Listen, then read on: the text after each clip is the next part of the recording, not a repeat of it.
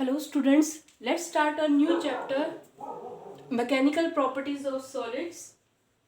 So our first topic is stress. तो stress क्या होता है बेटा कि वैसे इस चैप्टर में हमें क्या डिस्कस करना है कि अगर किसी सॉलिड ऑब्जेक्ट पे हम फोर्स अप्लाई करते हैं, एक्सटर्नल फोर्स अप्लाई करते हैं, सही है, तो उसमें चेंजेस आते हैं, है ना। तो उसमें चेंजेस आने की जो टर्मिनोलॉजीज है पहले वो डिस्कस करेंगे, सही है, फिर इनके प्रैक्टिकल एप्लीकेशंस देखेंगे। जैसे इस चैप्टर के क्या प्रैक्टिकल एप्लीकेशंस हैं कि जो ब्रिज डिज़ाइन करते हैं, सही है, ब्रिज डिज़ाइन करते हैं तो हम जो उसमें फिजिक्स इन्वॉल्व है वो किससे रिलेटेड है, इस चैप्टर से रिलेटेड है, मैकेनिकल प्रॉपर्टीज ऑफ सॉलिड्स। ठीक है, किसी माउंटेन की हाइट हमें फाइंड आउट करनी है तो उसमें भी जो फिजिक्स यूज होती है वो किस चैप्टर से रिलेटेड है, मैकेनिकल प्रॉपर्टीज ऑफ सॉलिड्स। सो आएंगी इसकी एप्लीकेशन।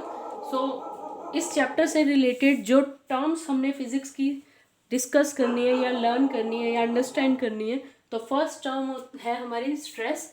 इसमें दो टर्म्स आती हैं, एक तो आती है डीफॉर्मिंग फोर्स, ठीक है। तो पहले अंडरस्टैंड करते हैं स्ट्रेस में ये वर्ड आप सुनोगे, फ्रेज सुनोगे, डीफॉर्मिंग फोर्स। तो डीफॉर्मिंग फोर्स होती क्या है वो देखो। डीफॉर्मिंग फोर्स क्या होती है स्टूडेंट्स कि कोई भी सॉलिड ऑब्जेक्ट है, फॉर एग्जांपल कोई वायर है, ठीक है, तो उसको स्ट्रेच कर रहे हैं। जैसे कोई क्रेन है,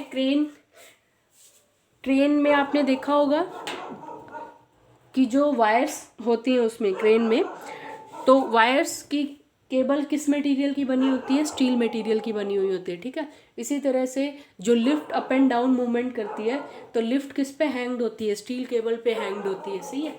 तो स्टील केबल पे जब वो लिफ्ट हैंग्ड है तो वो लिफ्ट का वेट ऑब्जेक्ट पे क्या अप्लाई कर रहा होगा, केबल्स पे क्या अप्लाई कर रहा होगा, डीफॉर्मिंग फोर्स, सही है।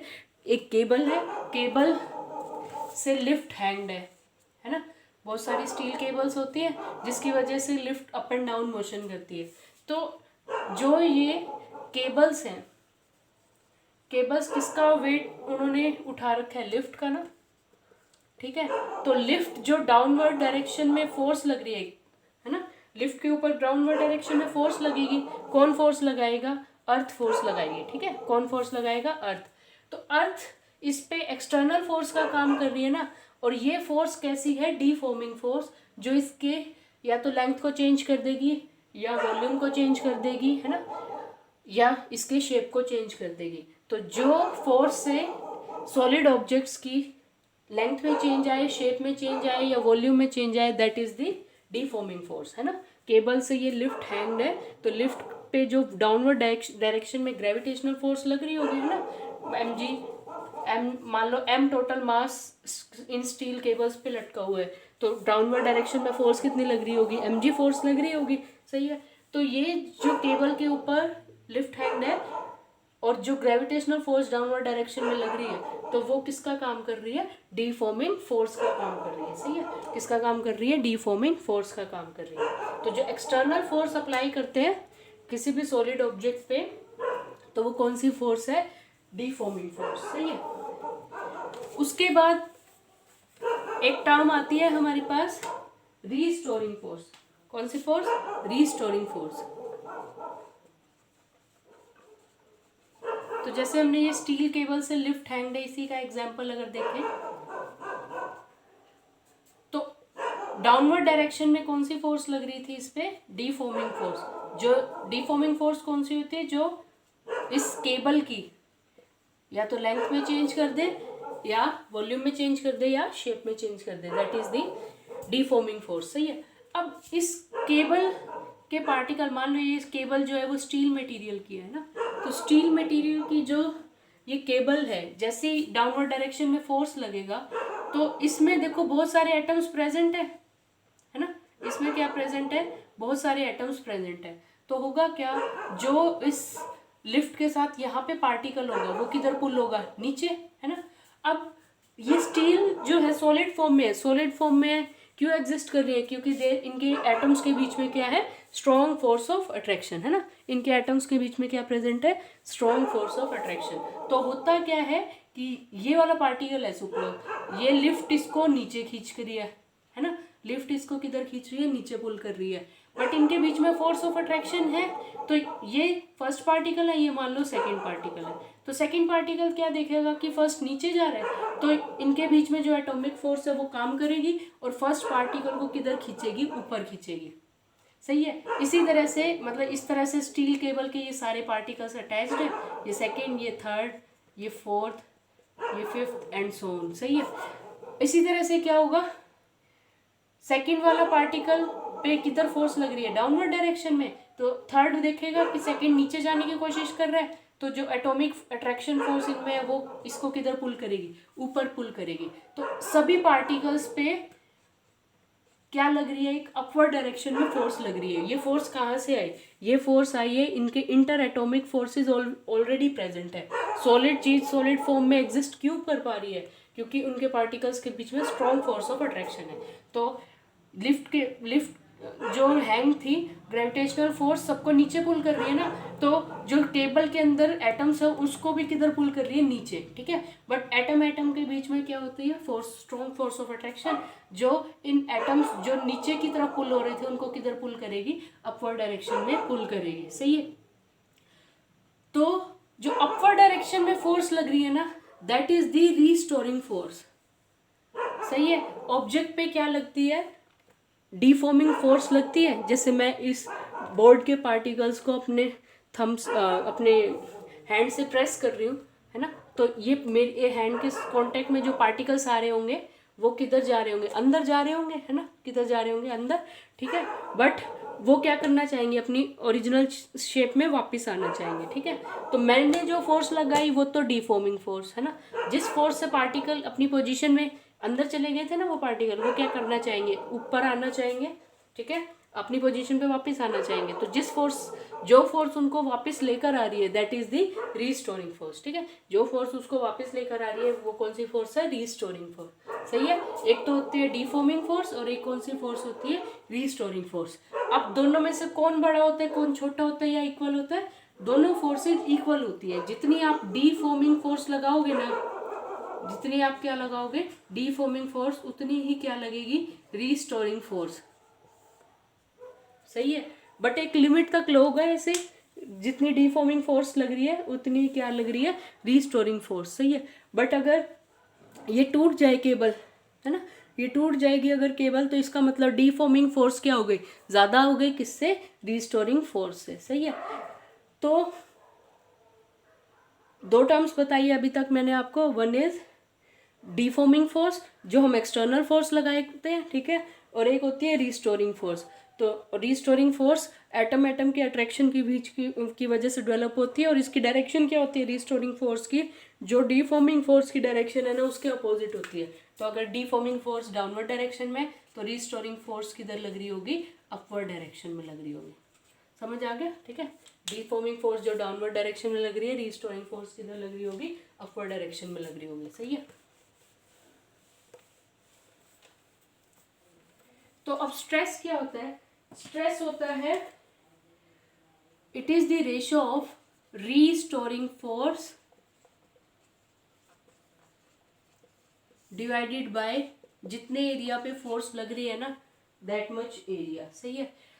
तो जैसे ये केबल से ये लिफ्ट हैंग थी ना, केबल से ये लिफ्ट हैंग्ड है, तो इस केबल का कोई ना कोई एरिया होगा, है ना। केबल को अगर इस तरह से हम व्यू करें तो कैसी शेप में होगा, सर्कुलर शेप में, और केबल को हम as a long cylinder consider कर सकते हैं। ठीक है। केबल को क्या कंसीडर कर सकते हैं, हम as a long cylinder consider कर सकते हैं, और उसकी विड्थ कैसी है, सर्कुलर। कैसी विड्थ है उसकी, सर्कुलर। सही है। तो इस सर्कुलर विड्थ का एरिया कितना हुआ, पाई आर स्क्वायर, है ना, पाई आर स्क्वायर। तो इस पाई आर स्क्वायर पे कितनी रीस्टोरिंग फोर्स लग रही है ना, पाई आर स्क्वायर पे कितनी रीस्टोरिंग फोर्स लग रही है,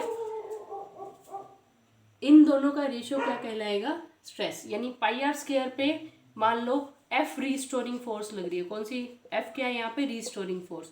तो यूनिट एरिया पे कितनी फोर्स लगेगी, F by pi R square. ठीक है।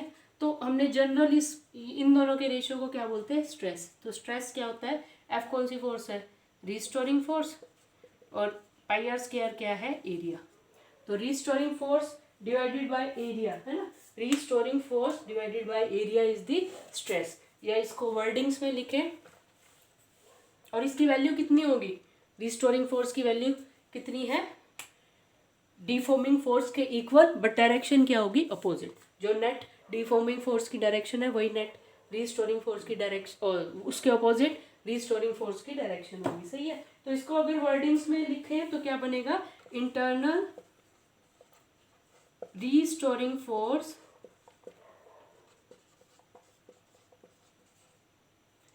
सेटअप पर यूनिट एरिया। तो रिस्टोरिंग फोर्स तभी आती है जब क्या लग रही होगी, ऑब्जेक्ट पे, सॉलिड ऑब्जेक्ट पे डिफॉर्मिंग फोर्स। सॉलिड ऑब्जेक्ट पे जब डिफॉर्मिंग फोर्स लगेगी तो एक रिस्टोरिंग फोर्स डेवलप होगी, है ना।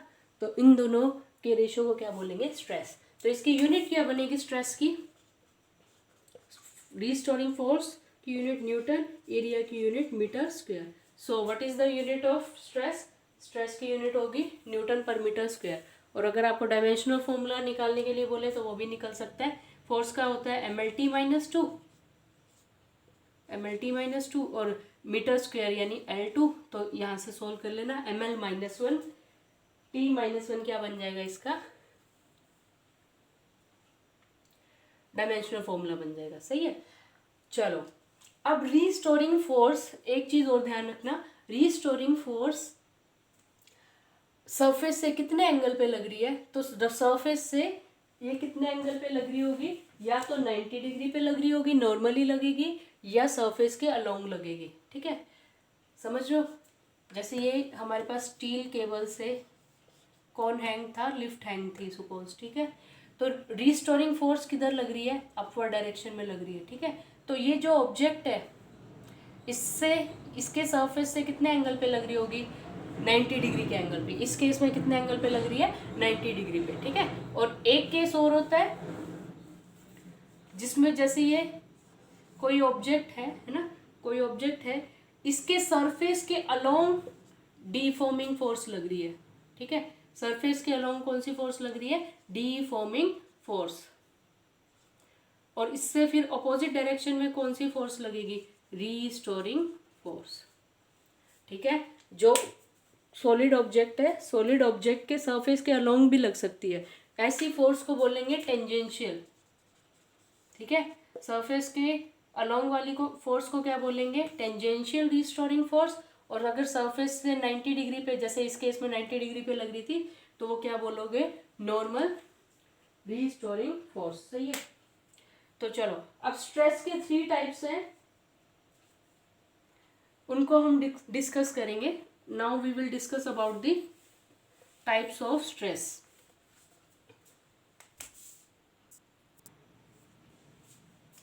Types of stress.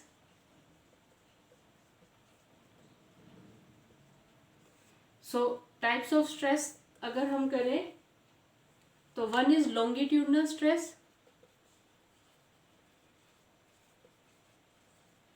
ठीक है, इसके भी फर्दर सब डिवीजन हो जाते हैं। लॉन्ग लेंथ में अगर चेंज, लेंथ वाइज अगर स्ट्रेस लग रहा है तो 2 इसमें फैक्टर्स आ जाते हैं।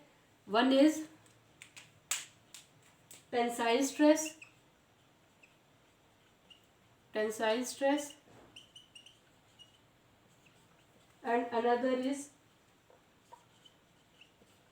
Compressional stress. क्या होते हैं ये अभी डिस्कस करेंगे। ठीक है, one is longitudinal stress, one is, second is hydrostatic stress, hydrostatic stress. सही है। अदर इज टेंजेंशियल, टेंजेंशियल और शेयरिंग स्ट्रेस, टेंजेंशियल और शेयरिंग स्ट्रेस। सही है। 3 types of stress are there, longitudinal, hydrostatic, tangential और शेयरिंग स्ट्रेस। सही है। तो लॉन्गिट्यूडनल स्ट्रेस में क्या होता है, लॉन्गिट्यूडनल स्ट्रेस, या इसके फर्दर सब डिवीजन इन्हीं की डेफिनेशंस कर लेते हैं। फर्स्ट डिस्कस करेंगे टेंसाइल स्ट्रेस। ठीक है, टेंसाइल स्ट्रेस क्या होगा? Restoring force per unit area when length increasing in the direction of deforming force. Tensile stress देखो हर एक में फॉर्मूला क्या बनेगा? Restoring force per unit area. सब हर एक जितने भी स्ट्रेस है उनमें बेसिक फॉर्मूला क्या रहेगा? Restoring force per unit area. But specifically tensile stress दे रखा है तो इसका क्या मीनिंग है? टेंसाइल स्ट्रेस का मीनिंग है दैट लेंथ इज इंक्रीजिंग। ठीक है, सॉलिड ऑब्जेक्ट की लेंथ पे इफेक्ट पड़ रहा है, लेंथ इंक्रीज कर रही है, बट किस डायरेक्शन में? Length is increasing in direction of deforming force. ठीक है, डीफॉर्मिंग फोर्स जिस डायरेक्शन में लग रही है उसी डायरेक्शन में अगर लेंथ इंक्रीज कर रही है, सही है, जैसे किसी स्टील केबल से हमने कोई मास हैंग कर दिया, सही है, तो इसकी लेंथ इंक्रीज होगी सपोज, सही है, तो डीफॉर्मिंग फोर्स किधर लग रही थी? डीफॉर्मिंग फोर्स लग रही थी डाउनवर्ड डायरेक्शन में, और लेंथ भी किधर है? डाउनवर्ड डायरेक्शन में, सही है। तो जो restoring force per unit area develop होगा उसको क्या बोलेंगे? टेंसाइल स्ट्रेस, सही है। और ये रिस्टोरिंग फोर्स इस ऑब्जेक्ट से कितने एंगल पे लग रही है? 90 डिग्री पे एंगल पे लग रही है, सही है। तो लेंथ इंक्रीज करती है टेंसाइल स्ट्रेस में, बट किस डायरेक्शन में इंक्रीज करती है? In the direction of deforming force. Next we will discuss about compressional stress. Compressional stress, ठीक है। तो बेसिक फॉर्मूला इसका भी क्या है? Restoring force per unit area. But इसमें क्या होगा कि जो लेंथ है, लेंथ में जो चेंज आ रहा है, सही है, लेंथ में जो चेंज आ रहा है, लेंथ क्या करेगी? डिक्रीज। डीफॉर्मिंग लेंथ फोर्स की वजह से लेंथ क्या कर रही है हमारी? डिक्रीज कर रही है। किसके इफेक्ट में? Under the effect of length is decreasing under the effect of deforming force, under the effect of deforming force। Compressional stress में क्या होता है कि जो डिफॉर्मिंग फोर्स है, ठीक है, डिफॉर्मिंग फोर्स ऐसे लग रही है सॉलिड ऑब्जेक्ट पे कि वो उसकी लेंथ को डिक्रीज कर रही है, सही है। तो जो restoring force per unit area develop होगा that is the compressional stress. Tensile stress में डीफॉर्मिंग फोर्स की डायरेक्शन में लेंथ इंक्रीज करती है, और कंप्रेशनल स्ट्रेस में क्या होगा? जिस डायरेक्शन में कंप्रेशन हो रही है, डीफॉर्मिंग फोर्स लग रही है कंप्रेस करने के लिए, उसी डायरेक्शन में लेंथ डिक्रीज कर जाएगी, ठीक है। तब जो restoring force per unit area develop होगा that is the compressional stress. Stress is restoring force per unit area, remember this always. Okay, longitudinal stress हो गया हमारा। Next we will discuss about the hydrostatic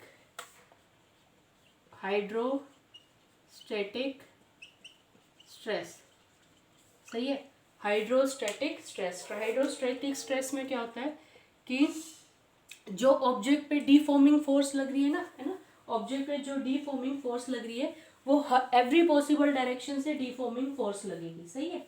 तो uniform force लग रही है, uniform force लग रही है, बट फ्रॉम ऑल साइड्स, ठीक है।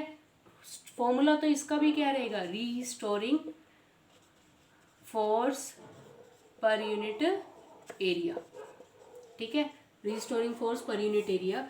तो फॉर एग्जांपल कोई सॉलिड को हमने जैसे सॉलिड ये स्फेरिकल मेटल की बॉल है, मान लो स्टील की बॉल है, ठीक है, तो इसको हम किसी लिक्विड में डिप कर दिया, मान लो वाटर में डिप कर दिया, और काफ़ी डेप्थ में प्रेजेंट है वाटर, तो वाटर के पार्टिकल्स इस पे फोर्स लगाएंगे इन एवरी पॉसिबल डायरेक्शन, है ना। जितना वाटर में हम डेप्थ में जाते हैं उतना हम पे प्रेशर इंक्रीज करता रहता है, सही है। तो इससे क्या होगा? इसके वॉल्यूम में चेंज आएगा, तब जो restoring force per unit area develop होगा that is the hydrostatic stress. तो हाइड्रोस्टैटिक स्ट्रेस में क्या होता है, यूनिफॉर्म फोर्स लगती है, ठीक है, यूनिफॉर्म फोर्स लगती है फ्रॉम ऑल साइड, हर डायरेक्शन से कैसी फोर्स लगती है, यूनिफॉर्म फोर्स लगती है from all sides. So we have discussed about longitudinal stress, also about hydrostatic stress. Last is tangential or shearing stress.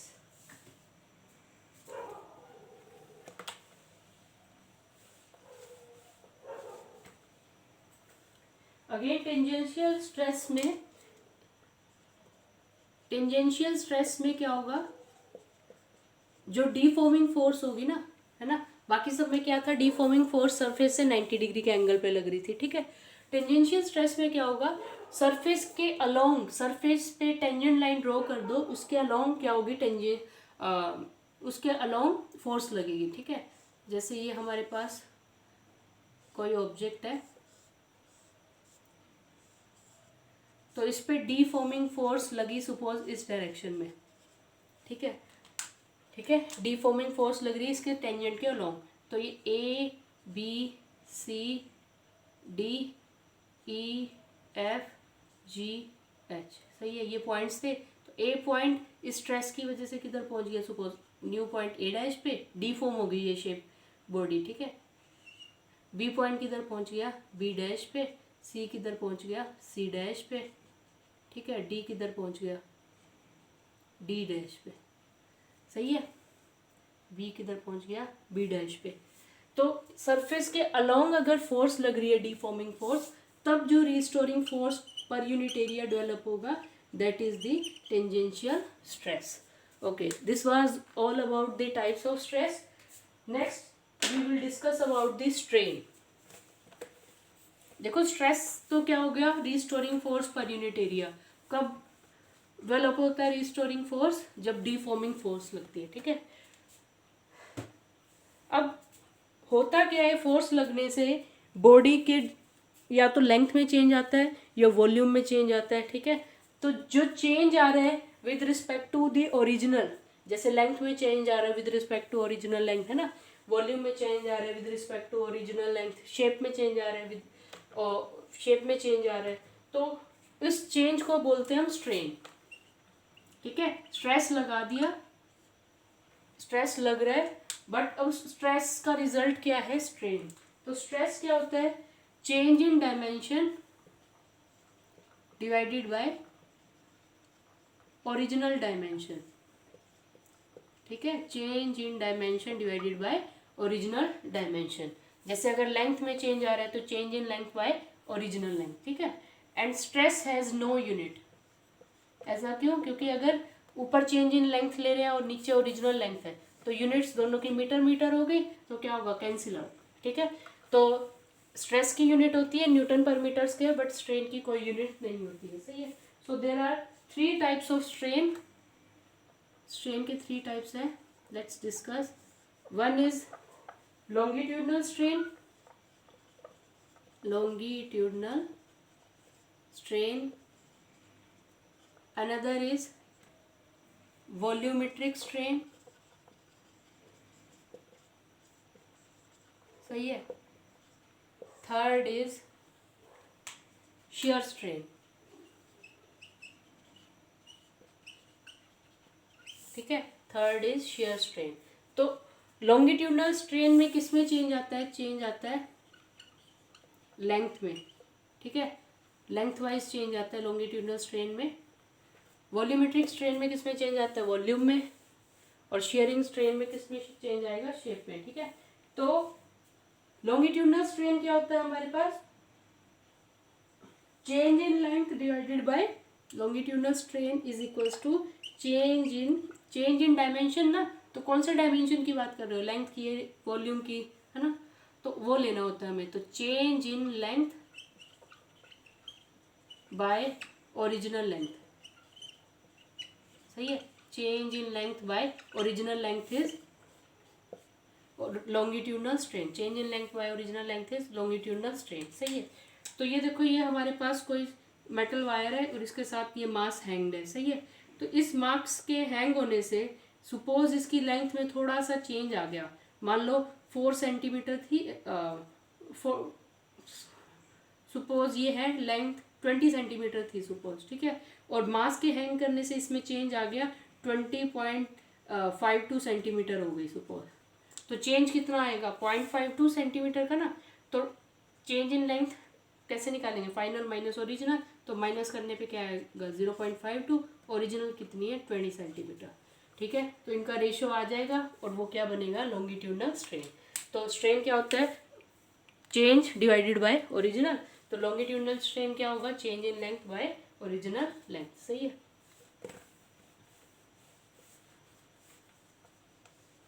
उसके बाद देखो वॉल्यूमेट्रिक स्ट्रेन, तो वॉल्यूमेट्रिक स्ट्रेन में क्या होगा change in volume, change in volume divided by original volume, सही है। तो जब सॉलिड ऑब्जेक्ट के वॉल्यूम में चेंज आ रहा है as compare to original volume, तो क्या बोलोगे वॉल्यूमेट्रिक स्ट्रेन, ठीक है। तो चेंज इन वॉल्यूम को डेल वी लिख दो चाहे, और वॉल्यूम ओरिजिनल को क्या लिख देंगे वी लिख देंगे, सही है। उसके बाद देखो shear strain, next is shear strain, third one and the last topic of this session, shear strain.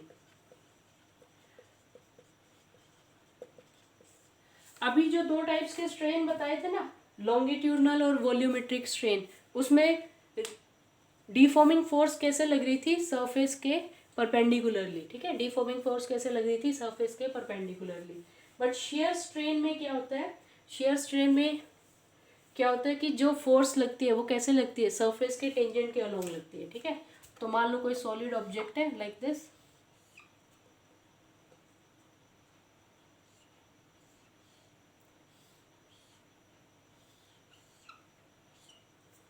ठीक है, इसके अपर सरफेस पे टेंजेंट के अलोंग फोर्स लग रही है, टेंजेंशियल फोर्स, कैसी फोर्स है ये tangential force, F A B C D E F G और ये एच, सही है। So a this is the original configuration of this body, ठीक है, और इस पे सरफेस के अलोंग यानी सरफेस के टेंजेंट के अलोंग ये फोर्स लग रही है, ठीक है, एफ टेंजेंशियल फोर्स है ये। तो इसमें सपोज चेंज आ गया, सही है, तो हो चेंज कैसे आया, सपोज ए पॉइंट शिफ्ट होके यहाँ आ गया ए डैश पे, बी पॉइंट शिफ्ट होके आ गया बी डैश पे, सही है। तो पहले दो पैरेलल सरफेस के बीच में ये परपेंडिकुलर डिस्टेंस था ना ए जी, ठीक है, अब क्या हो गया ये ए डैश जी, और बिल्कुल परपेंडिकुलर नहीं है ये, कोई ना कोई एंगल पे चेंज आया। तो कितना एंगल है सपोज ये थीटा एंगल ले लेते हैं, कितने एंगल पे चेंज आया है ये थीटा एंगल पे। सिमिलरली ये बी पॉइंट यहाँ शिफ्ट हो गया तो कितने एंगल पे चेंज आया थीटा पे, सेम ही एंगल पे चेंज आ रहा है सब में। डी पॉइंट शिफ्ट हो गया आगे डी डैश पे, ठीक है, तो पहले इन दो पैरेलल साइड्स के बीच में डिस्टेंस कितना था एफ डी, अब कितना हो जाएगा एफ डी डैश, ठीक है। और ये डिस्टेंस पहले तो क्या था स्ट्रेट लाइन में था ना, अब क्या हो गया एंगल पे शिफ्ट हो गया, कितना एंगल थीटा। सी इधर शिफ्ट हो गया सी डैश, सही है, तो ये कितना एंगल आ गया थीटा एंगल आ गया, सही है, कितना एंगल आ गया थीटा एंगल आ गया, सही है। चलो